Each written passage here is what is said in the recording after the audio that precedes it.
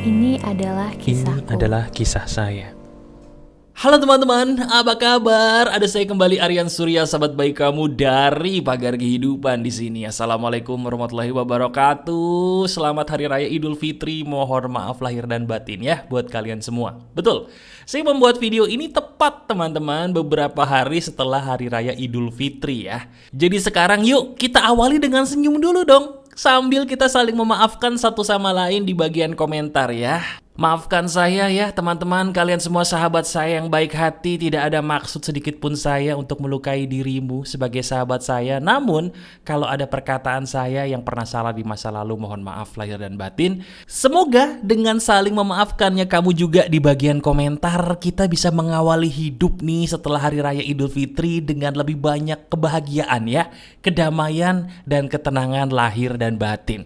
Nah termasuk di hari ini ada sebuah materi keren nih teman-teman yang saya itu udah gak sabar banget pengen sharing kepada kamu. Jadi sekarang yuk kita ucapkan kepada sahabat-sahabat Pagar Kehidupan di bagian komentar, selamat Hari Raya Idul Fitri, mohon maaf lahir dan batin. Nanti saya baca satu persatu komentar kamu sambil saya berikan hati, sambil coba deh kamu mendengarkan kisah ini, karena ini kisah aneh teman-teman, betul-betul ajaib tapi kok lagi-lagi relate. Terutama sama kamu yang baru-baru ini entah kenapa mendadak sedih sendiri tapi udah gak bisa nangis lagi. Wah, ini keren, motivasi terbaik buat saya juga. Kita langsung bahas aja ya. Yuk, gini teman-teman. Teman-teman jujur deh, saya pengen kamu jujur apa adanya dari dalam hati. Boleh kamu jawab juga di komentar pertanyaan saya yang satu ini. Apa itu mas? Jujur ya. Pernah gak sih kamu jadi orang udah berusaha banget belakangan ini supaya dianggap pantas? Saya ulangi pertanyaan saya. Pernah nggak sih kamu sebagai sahabat saya nih, sebagai manusia biasa yang lemah, rapuh, pernah nggak kamu belakangan ini capek? Capeknya bukan capek mengerjakan sebuah pekerjaan fisik, bukan. Tapi lelah dan capek karena berusaha untuk dianggap pantas. Sampai akhirnya kamu tuh udah gak tahu lagi harus ngelakuin apa. Udah berusaha banget loh jadi orang yang ingin dianggap pantas, tapi entah kenapa selalu berakhir ke titik nol lagi, dimana kamu tuh kayak gak ada hasilnya gitu loh. Sia-sia belaka. Pernah gak diri kamu kalau secara jujur belakangan ini mengalami itu? Nah, ini yang saya maksud. Apakah kamu baru-baru ini pernah mengalami hal ini juga? Kalau saya, iya. Jujur nih, saya sebagai sahabat kamu pun baru-baru ini mengalami hal seperti kamu. Kita sama ya. Nah sekarang, saya ingin memberikan kamu sebuah petuah sederhana sebagai seorang sahabat. Dengerin deh. Kamu tahu gak, saya pun mengalami apa yang kamu alami loh. Bener, rasanya gak enak banget ya ketika kita sudah berusaha menjadi orang yang pantas, tapi kok kayaknya seolah-olah kurang terus. Mas, sebentar mas. Ini pantas yang Mas Aryan maksud nih pantas di hadapan siapa mas? Di hadapan siapapun.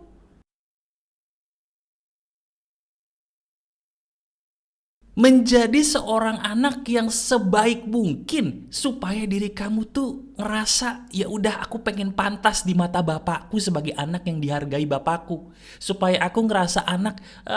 Coba deh kalau kamu sebagai seorang anak, pernah gak sih kamu ngerasa melakukan sesuatu sia-sia karena kamu nih udah berusaha jadi anak yang terbaik di mata bapak dan ibumu. Supaya apa? Aku merasa diriku tuh pengen banget dianggap pantas sebagai anak di mata mereka. Dalam ya, dalam. Tapi ternyata kamu gagal terus gitu loh. Apapun yang kamu lakukan, udah berusaha banget kamu ngelakukan itu semua yang terbaik. Tapi entah kenapa di mata mereka selalu aja itu semua kayak, ya maaf ya, seperti angin berlalu aja.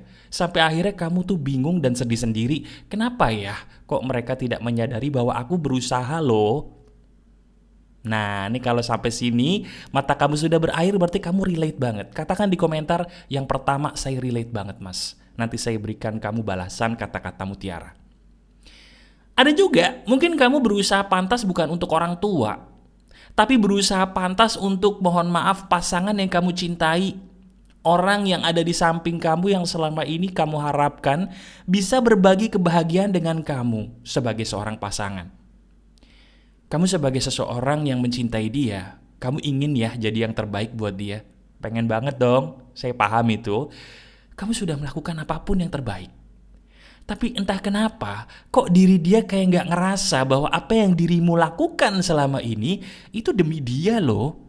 Sampai akhirnya kok ya udah, kamu cuman pengen dianggap sebagai pasangan yang pantas untuk dirinya, pasangan yang pantas untuk orang yang kamu cintai. Tapi kenapa selalu apapun yang kamu lakukan, maaf, kurang dihargai, sampai akhirnya kamu berpikir, ada gunanya nggak sih apa yang aku lakukan selama ini untuk dia? Waduh, jelek banget. Kalau yang kedua ini adalah kamu banget, tuliskan di komentar, yang kedua mas, itu saya banget, terima kasih. Atau jangan-jangan yang ketiga nih, diri kamu bahkan maaf ya, bukan sebagai seorang anak lagi, tapi sekarang sudah menjadi seorang orang yang punya anak, alias kamu tuh orang tua. Udah berusaha banget nih Anda sebagai seorang ayah, sebagai seorang ibu mendidik anak gitu ya, memberikan apapun yang anak Anda mau, tapi kok serasa kayaknya semua tuh nggak ada artinya. Mereka selalu pergi sendiri, sibuk sendiri, sampai akhirnya mungkin diri Anda berkata dan bertanya, apakah aku segitu tidak pantasnya kah dianggap orang tua oleh mereka, anak-anakku sendiri? Waduh, dalam banget tuh ya. Kalau yang ketiga ini adalah sesuatu yang dialami oleh Anda sebagai orang tua yang luar biasa, tuliskan di komentar, yang ketiga mas, itu saya banget. Atau jangan-jangan yang terakhir ini yang paling sering nih kamu hadapi. Apa itu? Diri kamu punya temen, banyak sih, tapi kok rasanya palsu banget ya? Loh kok bisa? Kamu ngerasa palsu karena gini loh, diri kamu ngerasa apa yang dikerjakan oleh tubuhmu, badanmu demi teman-temanmu nih, kayak nggak ada nilainya. Kamu sudah melakukan sesuatu demi teman-teman kamu, tapi kenapa ya teman-teman kamu tuh kayaknya nggak bisa ada di saat kamu lagi susah dikit gitu loh. Sampai akhirnya kamu ngerasa, apa aku nggak pantas sih buat mereka? Kok aku ngerasanya beda? Mereka nggak bisa melakukan sesuatu seperti aku lakukan sesuatu yang baik untuk mereka. Ups. Kalau itu kamu, katakan di komentar, yang terakhir itu saya banget mas, terima kasih. Nah sekarang gini, dari semua hal yang saya sebutkan tadi teman-teman, itu pun salah satunya pernah ada yang saya alami. Tapi saya tidak mau menjabarkan kepada kamu, karena itu adalah sesuatu hal yang pribadi.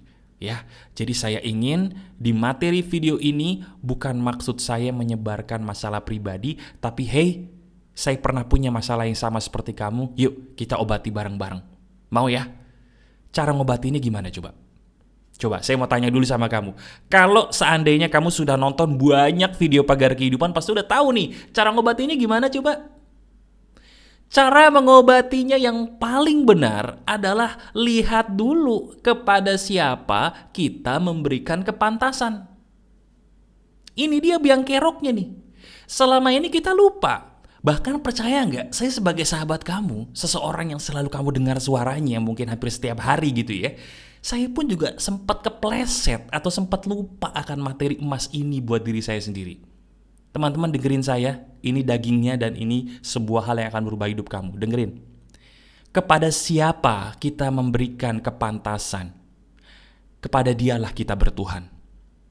Saya ulangi, kepada siapakah, kepada siapapun kita memberikan usaha untuk memantaskan diri, kepada dialah sebenarnya kita bertuhan secara tidak sadar. Dan sebaik-baiknya manusia adalah manusia yang bertuhankan kepada Tuhan yang Maha Esa, bukan kepada manusia, bukan kepada selain Tuhan yang Esa. Kenapa diri saya, diri kamu kemarin sedih banget, capek gitu ya? Karena sadar gak sih, yang kita lakukan kan sama kemarin. Apa? Yang kita lakukan adalah berusaha menjadi orang yang pantas di mata manusia. Betul gak? Sementara itu bakal bikin kita capek lagi. Karena apa? Oke, kita mungkin bisa sekali dua kali membuat diri kita pantas dihargai oleh manusia. Tapi kamu yakin itu bertahan lama? Yakin kamu? Mungkin kita bisa ya membuat orang yang kita mau menghargai kita seperti yang kita mau, bisa. Kita dianggap pantas, oke, bisa. Tapi masa sih kamu gak sadar kalau itu sementara? Yakin dia selamanya begitu sama kamu? Yakin kamu selamanya bisa mendapatkan itu dari mereka? Kalau kenyataannya enggak ya? Bener gak sih? Kenyataannya justru sebaliknya. Itu semua cuman sementara lagi. Bener gak sih? Renungkan deh. Nah sekarang ayo kita rubah. Kalau kita pengen menjadi seseorang yang pantas, pantaskanlah diri kita di mata Tuhan. Itu yang bener loh. Dan itu yang tidak akan membuat kamu dan saya kecewa lagi. Karena sebaik-baiknya umat, itu bukan umat yang berusaha memantaskan diri di depan manusia-manusia. Itu sumber kekecewaan. Yang harusnya kita lakukan adalah sadar. Kalau yang muslim istighfar, astagfirullah, saya kemana aja selama ini? Kenapa saya berusaha memantaskan diri di depan dia sih? Di depan mereka sih? Kenapa saya tidak cukup memantaskan diri saya aja ya di depan Tuhan yang menciptakan saya? Itu cukup. Bener nggak? Coba renungkan. Dengan kita memantaskan diri kepada Tuhan yang Esa, bukankah dari situ kita akan merasa tenang? Dan ketika kita tenang, saya tanya lagi sama kamu, bukankah itu yang sebenarnya kamu cari selama ini? Nah, mulai mengangguk-ngangguk kepala sambil mata berkaca-kaca, itulah pertanda bahwa diri kamu sudah tersadarkan dengan baik. Alhamdulillah. Ya? Nah sekarang coba kita sama-sama merenung nih. Saya juga sama sebagai sahabat kamu, kita bukan manusia yang sempurna, kita sama-sama saling mengkoreksi diri sendiri ya. Bukan mengkoreksi orang lain, mengkoreksi diri sendiri. Gini, siapapun orang yang selama ini kita harapkan untuk memahami kita hapus ya dari pikiran kita, mau nggak? Kenapa? Karena ketika kita berharap dia untuk menjadi orang yang memahami kita, secara tidak sadar kita menuhankan dia. Kalau kamu gak percaya, coba pikirin. Kamu emang bisa tidur? Hah? Bisa kamu tidur nyenyak dengan diri kamu tidak dihargai oleh orang yang kamu harapkan menghargai kamu? Bisa tidur nyenyak kemarin? Enggak ya? Gak bisa tidur. Kenapa? Karena kamu selalu kecewa dengan perilaku dia. Kecewa dengan perilaku mereka. Kenapa ya kok mereka jahat banget sama aku? Kurang aku apa sih? Nggak bisa tidur kamu. Kalaupun bisa, bangunnya nggak enak pagi-pagi. Betul nggak? Nah itu sadar. Itu loh bukti kalau kamu menuhankan dia atau mereka. Istighfar. Ketika kamu sudah tahu salahnya di mana, mulai sekarang coba ya. Kamu setiap kali berdoa, terutama yang muslim, ketika sholat, dalam sujudmu, kamu resapi kedekatanmu dengan penciptamu. Saya ulangi, dalam sujudmu, resapi kedekatanmu dengan penciptamu. Itulah sebaik-baiknya tempat berharap. Itulah sebaik-baiknya momen yang paling spesial. Kapan? Ketika kita dekat dengan pencipta kita. Kapan? Ketika kamu bersujud dalam sujudmu kepada penciptamu. Di saat itu nangislah kamu senangis-nangisnya, minta ampunlah kepadanya seampun-ampunnya, dan berharaplah kepadanya sebaik-baiknya harapan. Itu tempat yang terbaik untuk berharap tuh di waktu kamu sujud. Udah itu aja. Dan kamu tahu gak, itulah yang menyembuhkan saya berulang kali.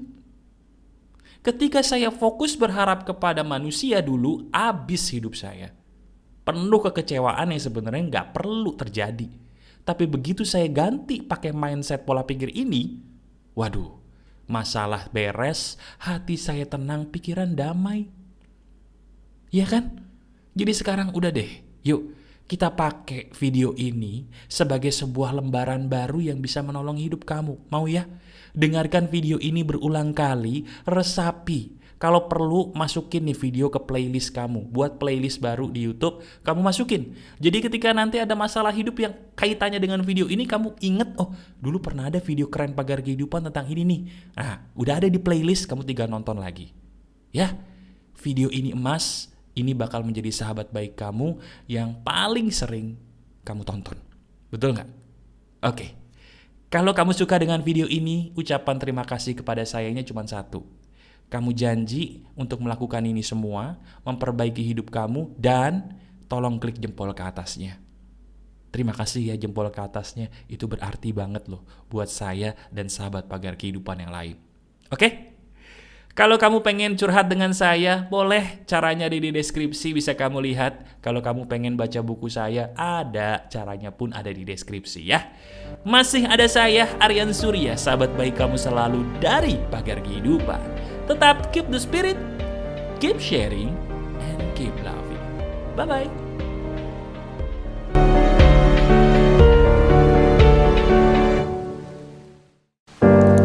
Ini adalah kisahku. Ini adalah kisah saya.